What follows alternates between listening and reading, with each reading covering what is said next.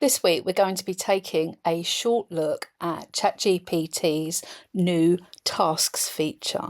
So ChatGPT now not only just answers questions, it can run your life too. It can give you things like meal ideas, reminders to drink water, reminders to post daily content in LinkedIn, and a reminder to send you details of a date at some point in the future. So I guess with this new feature that's available currently just to paid subscribers is, why would you pay for a productivity app when ChatGPT can just do it for you? So let's have a look at how it works. We're going to create a reminder, we're going to edit reminders, and I'm going to be showing you how to delete reminders. So first, in the top left, you can go over, click on the arrow and go to the scheduled tasks. Once you're using that scheduled tasks model, let's test out a prompt. There you go. And let's go in and click on the three buttons here to edit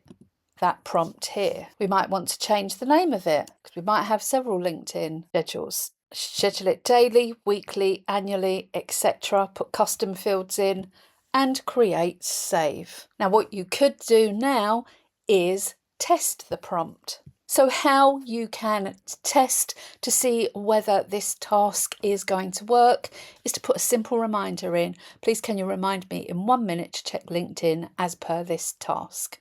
And it's saying, sure, I'll remind you in 1 minute. So tick tock, 1 minute later, let's see what happens.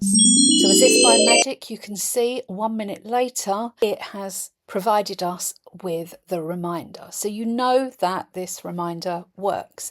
But hey, you don't want this reminder anymore. So what you can do is go to your account settings, the top right hand corner, and go to the tasks tab. And you can see here, you can hover over and you can just click to delete it, to pause it, or you could even edit it. So let's just delete it here. So what you can also do is you can push this out to ChatGPT so it sends push notifications to you on your desktop, etc. Or you can ask it to email the reminder to you. Here's one I prepared earlier. And you can see at the bottom here your completed tasks that have been activated. So you could set it to create HR specific news reminders, or if you specialise in a particular area of HR, to find out news from across the web. The possibilities are endless. I hope you found this quick video helpful.